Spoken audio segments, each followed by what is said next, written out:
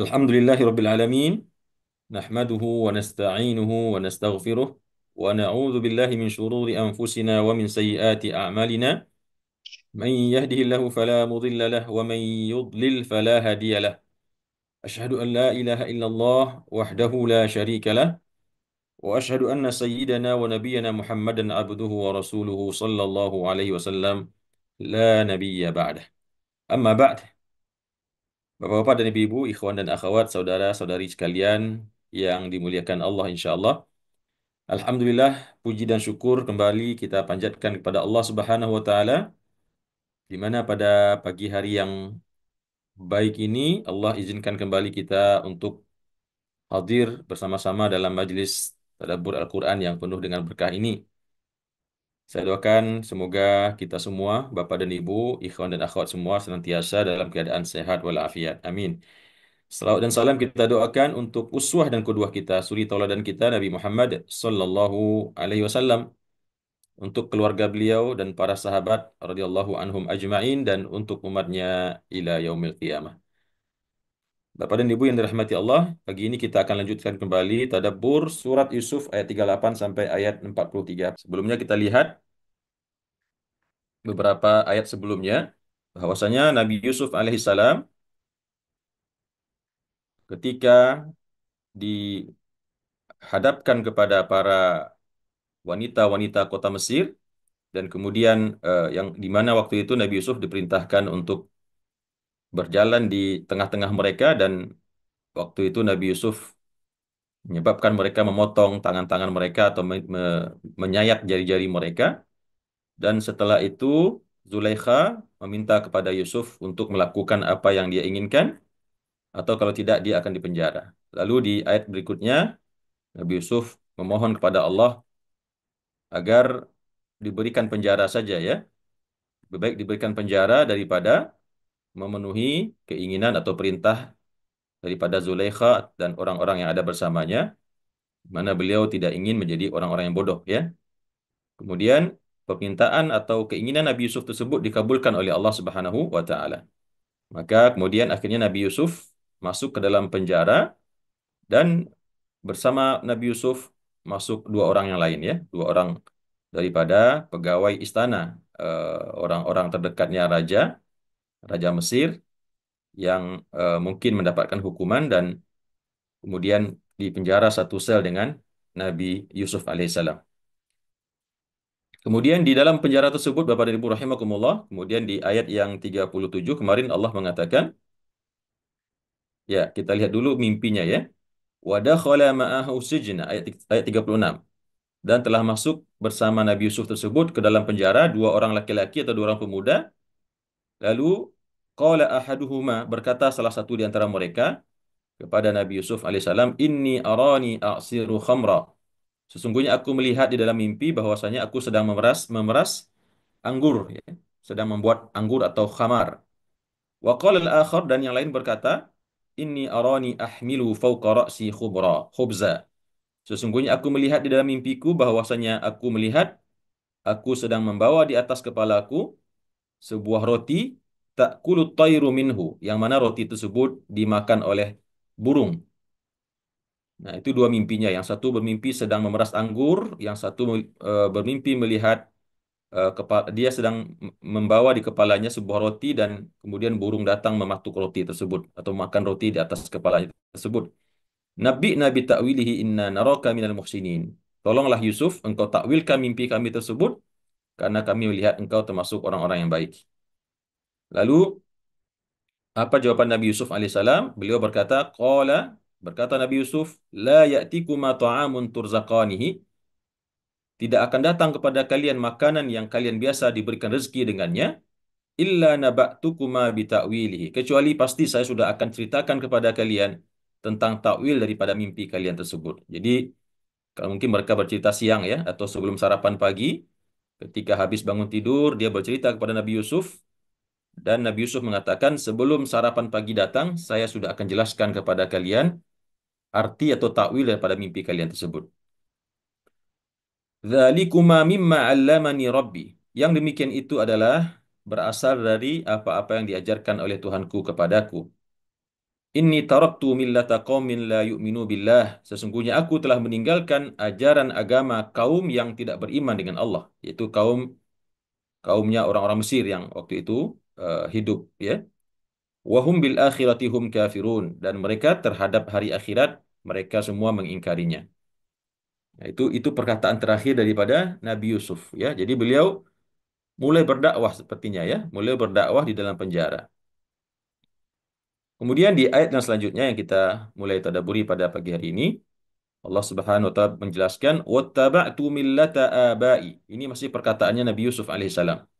Wattaba'tu, dan aku mengikuti millata abai, agama daripada bapak-bapakku, bapak, kakek dan buyutnya, ya, yaitu Nabi Ibrahim, Nabi Ishak dan Nabi Yakub. Jadi seperti yang dikatakan sebelumnya, Nabi Yusuf ini oleh Rasulullah SAW disebut dengan Nabiun Karim, Ibnu Karim, Ibnu Karim, Ibnu Karim. Karena beliau nasabnya langsung bertali dengan nabi-nabi di atasnya. Ayahnya seorang nabi, kemudian kakeknya seorang nabi, dan buyutnya juga seorang nabi. Yaitu ayahnya Nabi Yakub, kakeknya Nabi Ishak, dan buyutnya Nabi Ibrahim alaihissalam. Jadi kata Nabi Yusuf, aku telah mengikuti agama daripada bapak-bapakku, yaitu Nabi Ibrahim, Nabi Ishak, dan Nabi Yakub.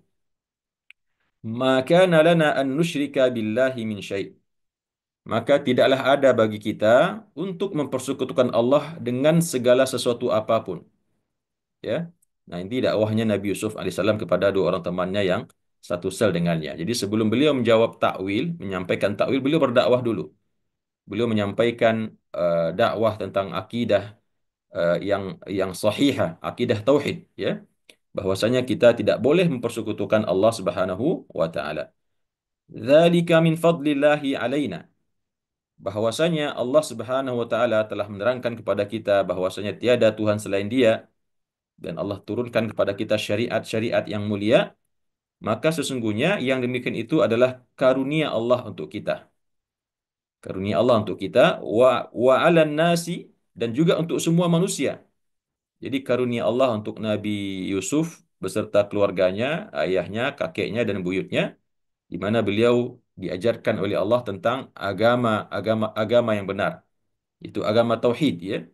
Yang dibikin itu adalah karunia Allah untuk mereka, yaitu Nabi Yusuf dan keluarganya, wa 'alan nasi, dan demikian juga untuk semua manusia yang mau beriman.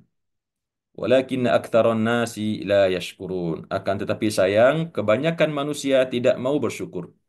Tidak mau bersyukur karena telah diutus nabi, ya, dan bersamanya ada wahyu-wahyu Allah, telah diberikan kesabaran kepada nabi tersebut untuk berdakwah kepada mereka, menyuruh mereka pagi, siang, sore dan malam, namun mereka tidak mensyukurinya atau tidak mau mengikutinya.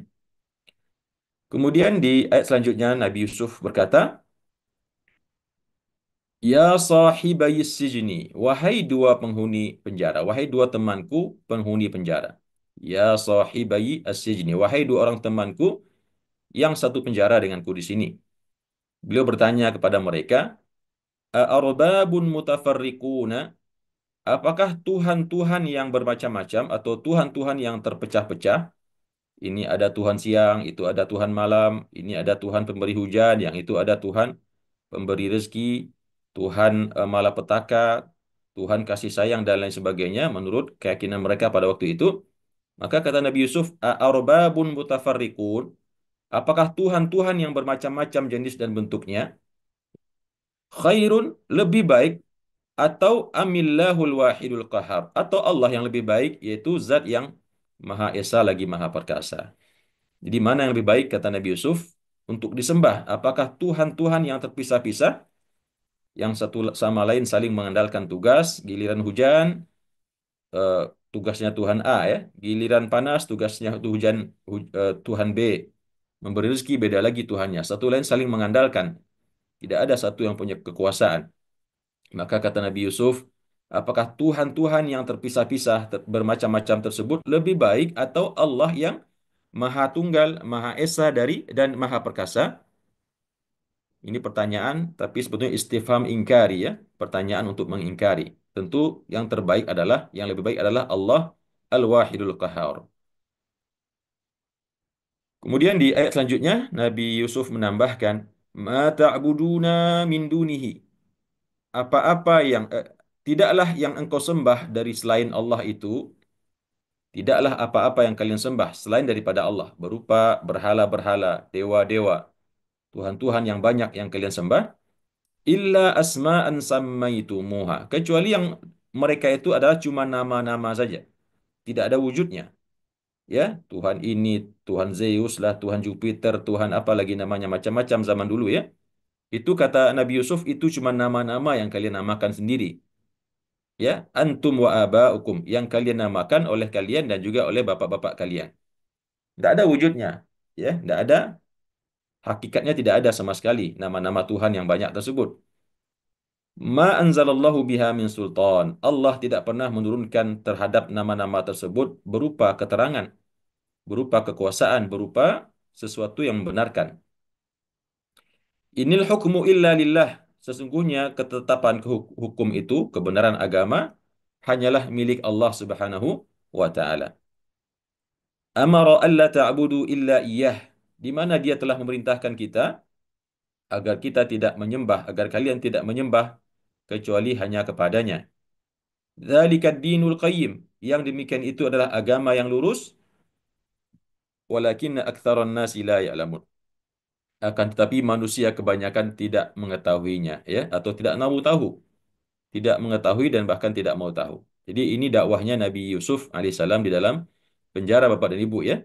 Beliau berdakwah kepada dua orang temannya, dan ini tentu hikmah ibrah bagi kita adalah bahwasanya dimanapun kita berada eh, di dunia ini Bapak dan Ibu, maka misi dakwah ini seharusnya tetap kita jalankan ya. Kalau kita lihat orang-orang yang ada di sekitar kita adalah orang-orang yang patut didakwahi, baik yang berhubungan dengan akidah dan itu paling utama, dan begitu juga yang berhubungan dengan syariat agama ya, masalah akhlak, muamalah dan lain sebagainya. Sebagaimana yang dikatakan, yang disampaikan oleh Nabi Ibrahim, dan masih banyak sekarang ini terdapat ulama-ulama yang menjalankan misi serupa ya. Terakhir eh, kita tahu ada salah satu ulama di Indonesia ini yang ketika beliau di penjara kemarin, malah beliau berdakwah di penjara dan banyak eh, mentaubatkan ya banyak narapidana, sehingga keberadaan beliau di dalam penjara itu justru menjadi berkah bagi penduduk penjara tersebut. Nah, inilah yang disampaikan oleh Nabi Yusuf kepada dua orang temannya yang satu sel dengan beliau, yaitu seruan, ajakan, dan disampaikan dengan logika yang indah ya, untuk beriman kepada Tuhan Allah Subhanahu wa taala yang Maha Tunggal dan Maha Perkasa. Kemudian Bapak dan Ibu rahimakumullah, setelah beliau Nabi Yusuf alaihissalam selesai berdakwah, menyampaikan seruan ya, maka barulah mulai beliau mentakwilkan mimpi. Barulah mulai beliau menyampaikan takwil daripada mimpi kedua temannya tersebut. Nabi Yusuf mengatakan, "Ya sahibai sijni, wahai dua orang penghuni penjara temanku. Wahai dua temanku penghuni penjara ini, amma ahaduhukuma, adapun salah satu di antara kalian yang tadi mimpi pertama melihat dirinya sedang memeras anggur, maka itu takwilnya adalah dia akan memberikan minuman kepada tuannya, yaitu khamar ya. Dia akan memberikan minuman khamar kepada tuannya. Dia akan dikembalikan ke istana. Dia akan kembali dibebaskan dari penjaranya dan akan dimintakan kembali kepada pekerjaannya semula, yaitu memberikan minuman-minuman anggur ya kepada tuannya. Adapun yang satunya lagi, wa ammal akharu, adapun yang lain yang satunya lagi, maka takwil daripada mimpi yang dia lihat, yaitu dia melihat dia sedang membawa sebuah roti di kepalanya, dan kemudian dia melihat burung sedang memakan atau mematuk roti yang ada di kepalanya tersebut, maka takwilnya adalah, kata Nabi Yusuf, wa ammal akharu, adapun yang lain yang satunya lagi, maka dia akan disalib. Sebentar lagi, tidak lama dia akan disalib. Dia akan dibunuh oleh negara, oleh raja. Fata'kulu tairu min ra'sihi. Maka karena dia disalib, digantung di alun-alun, di sebuah papan salib, maka setelah itu, setelah dia mati, maka akan datang burung-burung memakan, mematok kepalanya ya. Nah, tentu eh, takwil ini kemudian ditolak oleh kedua temannya tersebut. Mereka mengatakan, kami hanya bercanda, kami tidak melihat apa-apa, wahai Yusuf.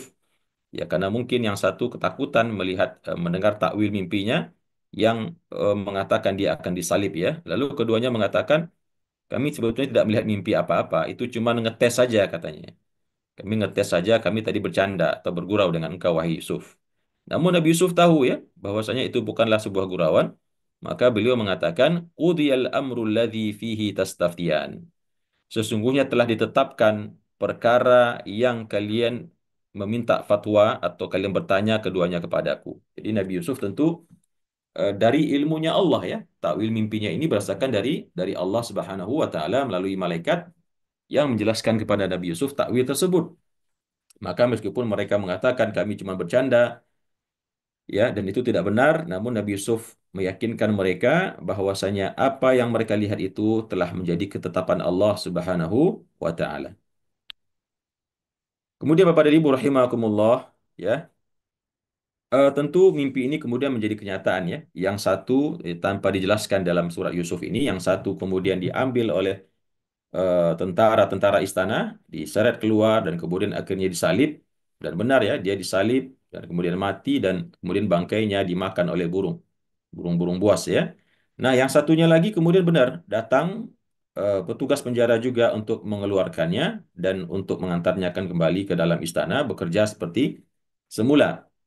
Maka dalam kelanjutan ceritanya disampaikan oleh Nabi Yusuf, wa qala lilladzi dhanna annahu najin. Dan berkatalah Nabi Yusuf, lilladzi kepada yang dia kira annahu najin, bahwasanya orang ini selamat ya, minhuma di antara keduanya ini. Jadi Nabi Yusuf berkata kepada orang yang tadi dia kira atau dia sangka bahwasanya dia akan selamat daripada keduanya, di antara keduanya ya. Ketika orang tersebut telah akan meninggalkan ruang penjara mereka dan berada di depan pintu, maka Nabi Yusuf berkata kepada orang tersebut, "Uzkurni inda rabbika." Ya, uzkurni artinya sebutlah aku, terangkan tentang keadaanku, ceritakan tentang keahlianku mentakwilkan mimpi inda rabbik, di hadapan tuanmu, di hadapan raja Mesir. Ya, itu permintaan Nabi Yusuf karena Nabi Yusuf merasa telah dizalimi ya oleh Menteri Keuangan, dipenjara tanpa hak, tanpa kebenaran, hanya kesewenang-wenangan karena mengikuti keinginan istrinya Zulaikha. Maka ketika temannya yang tadi sudah selamat dan akan dikembalikan ke profesinya sebagai pemberi anggurnya raja, maka Nabi Yusuf berpesan, "Uzkurni inda rabbika." Tolong ingat-ingat aku atau terangkan tentang keadaanku atau jelaskan kepada raja tentang nasib yang telah menimpa diriku, bahwasanya aku dipenjara dalam kezaliman. Ya, uzkurni inda rabbika. Maka fa'ansahu syaitanu. Lalu yang terjadi apa? Allah menjadikan si pemuda yang selamat tadi, yang telah keluar dari penjara, fa'ansahu syaitanu, dibuat lupa oleh syaitan.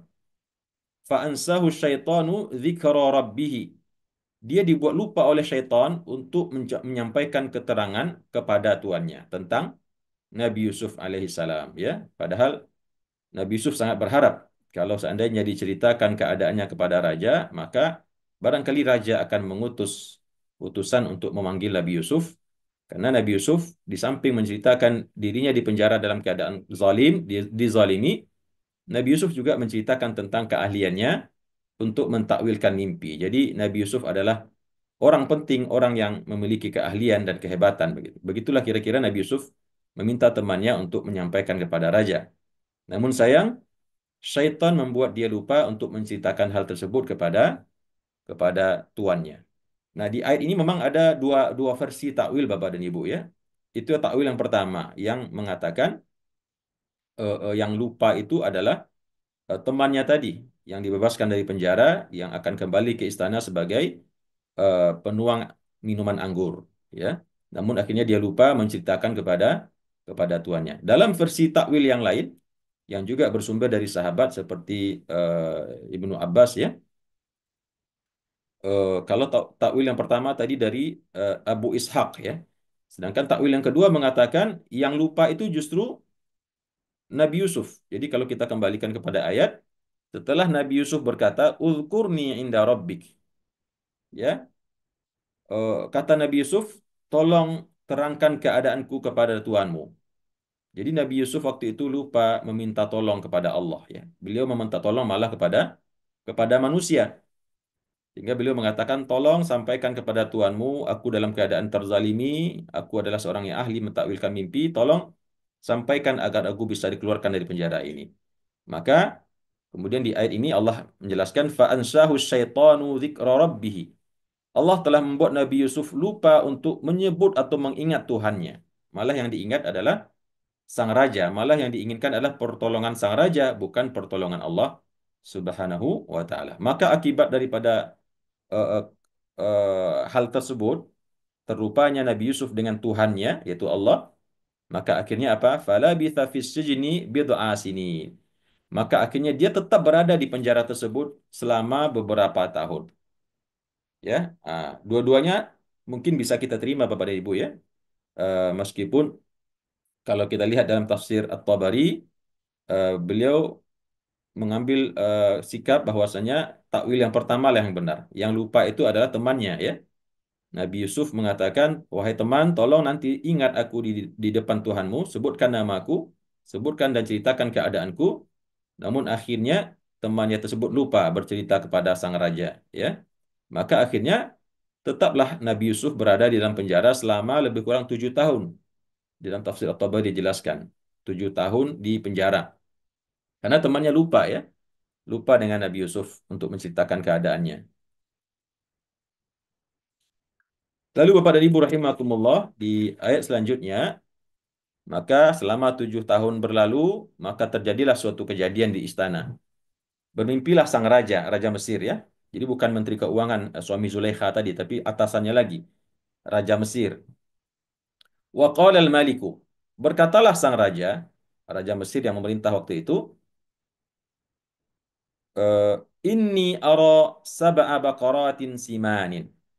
Sesungguhnya aku melihat di dalam mimpi ada 7 sapi betina yang gemuk-gemuk, ya'kuluhunna sab'un ijafun.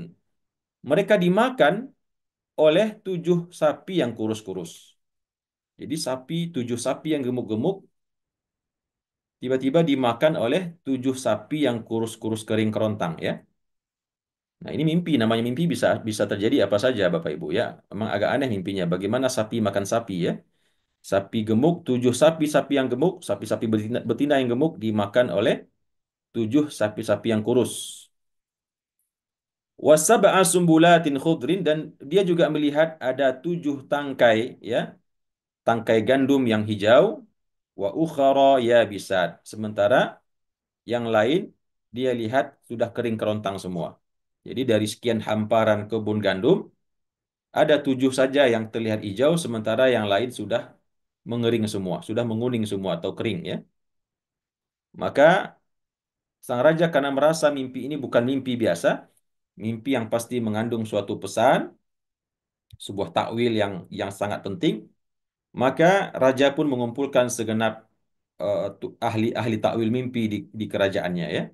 Dia suruh semua orang, "Wahai orang-orang yang menguasai takwil mimpi, ya ayyuhal mala'u, wahai orang-orang yang termuka di negeri ini yang memiliki wawasan tentang mimpi, aftuni, terangkanlah kepadaku, ya. Aftuni, terangkanlah kepadaku, berikan fatwa kepadaku fi ru'yaya, di dalam mimpiku tadi di atas, yaitu melihat 7 sapi yang gemuk dimakan oleh 7 sapi yang kurus, dan beliau melihat, dan raja melihat dari sekian luas hamparan ladang gandum, semuanya telah kering, mengering, tapi ada 7 tangkai yang masih terlihat berwarna hijau.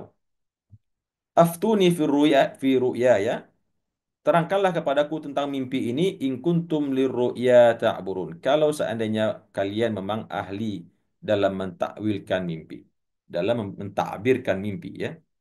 Jadi ini semacam sayembara dibuat oleh raja, dipanggil orang-orang yang memiliki keahlian, memiliki wawasan untuk menjawab, memberikan keterangan tentang mimpi yang dia lihat di dalam mimpinya. Nah, sampai di sini Bapak Ibu berakhir sementara ya